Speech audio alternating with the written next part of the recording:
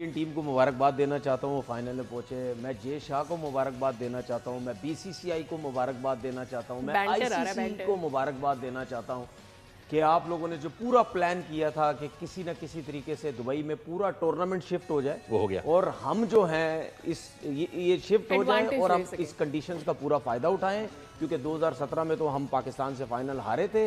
ये पूरा मौका है कि किसी तरीके से हम यहाँ पे फाइनल जीतें।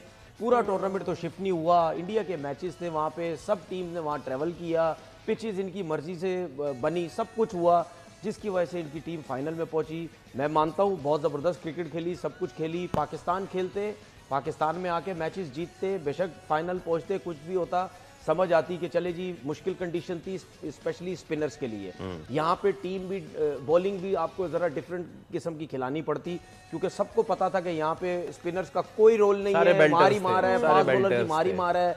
वहाँ पे आपने क्रिकेट खेली और आप जिस चीज़ में आप कामयाब होना चाहते थे वो आप कामयाब हो गए।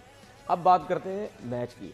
हमने कल बात की थी कि स्मिथ जो है वो क्रूशल रोल प्ले कर सकता है, और आज उसने किया।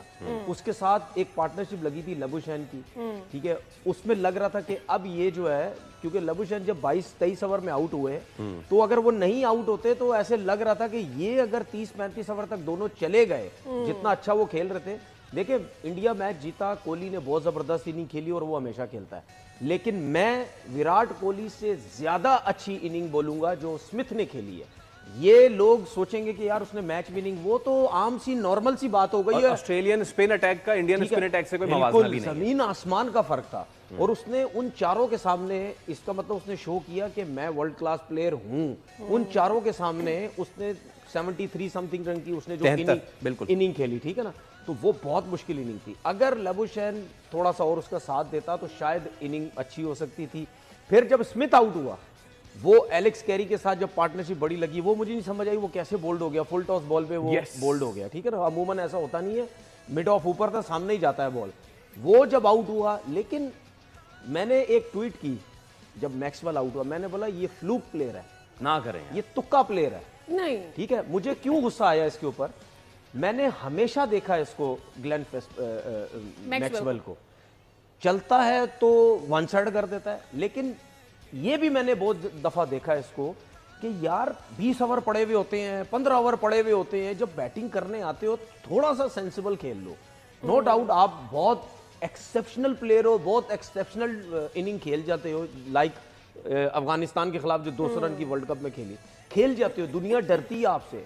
लेकिन यार अब और प्लेयर भी है, हार्दिक पांड्या को आप देख लो, इन्हीं की टीम में खेलता था स्टॉइनिस, ठीक है, आप उसको देख लो, क्या वो छक्के नहीं मारते, वो सेंसिबल खेलते। भाई मैक्सवेल जैसा प्लेयर अगर 5-6 ओवर भी सिंगल रुक डबल जाता। खेले ना, तो टीम का कप्तान फील्डिंग साइड वाला घबराया हुआ होता है कि यार इसको सेट मत होने दो, इसको आउट करो। खास तौर पे इस वक्त आप एक छक्का मार चुके हैं, क्योंकि एक्सेप्ट, बिल्कुल आप एक छक्का मार चुके हैं, उसके बाद बिल्कुल, अगेन वो एक्सेप्शनल प्लेयर है यार। आप जाओ तो सही, आखिरी 7 ओवर तक जाओ, 6 ओवर तक जाओ, तुम ऐसे प्लेयर हो कि तुम एक ओवर में भी 15-15, 18-18 रन ले सकते हो, ठीक है ना। तो आपने एक ओवर अच्छा लिया, उन पे प्रेशर आ जाना था। तो ये इतना गंदा शॉट खेला है, और एलेक्स कैरी ने जबरदस्त उसने इनिंग खेली है। उसके जो आई थिंक 61 थे, शायद 61, कैरी उसके 61, 61, अगर yes. उसके साथ ये ग्लेन मैक्सवेल एक अच्छी पार्टनरशिप दे जाता 300 तो 300 ना होते, 280 290 हो जाते।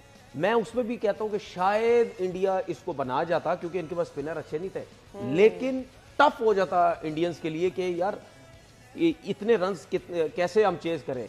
लेके चले, लंबा लेके जाना चाहिए था। और लेकिन in the end of the day एक आधा मैच है, हो जाता है। अब जितने भी बड़े प्लेयर है ना, 1 2 3 मैचेस की इतनी कोई परवाह नहीं होती, हो जाता है। अनलेस कि आप बड़ी देर से फेलियर करते आ रहे हो। आज उनका जो शॉट था वो एक रैश शॉट था, लेकिन रैश शॉट भी क्यों लगते हैं, कोई ना कोई ऑपोजिशन टीम चीज अच्छी कर रही होती है, कहीं ना कहीं प्रेशर बिल्ड हो रहा होता है, कहीं ना कहीं आपको सफोकेट किया जा रहा होता है, आपको इस पोजीशन में लेके आया जाता है कि यार अगर ये नहीं करूंगा तो ये हो जाएगा। तो यहाँ पे भारत को क्रेडिट जाता है कि उनकी जो प्लानिंग थी, जिस तरह वो आने से पहले इंग्लैंड को उन्होंने 8 मैच हराए, उनके ऑलमोस्ट सारे प्लेयर्स बड़ी जबरदस्त फॉर्म के अंदर थे, सबको इनफ गेम टाइम मिला। उसके बाद वो बेहतरीन कॉम्बिनेशन लेके आए, 5 स्पिनर्स के साथ उतरे, तो ये क्रेडिट सारा भारत को जाता है। फिर एक दफा मैंने एक्सक्यूज नहीं सुना, पिछले 14 टॉस हो गए, रोहित एक टॉस नहीं जीता, एक दफा नहीं जीता कि जी कि हम टॉस जीत गए, बड़ा इंपॉर्टेंट था, हालांकि वाकई टॉस यहाँ पे इंपॉर्टेंट होता है, लेकिन उनके पास इतनी स्ट्रेंथ मौजूद है,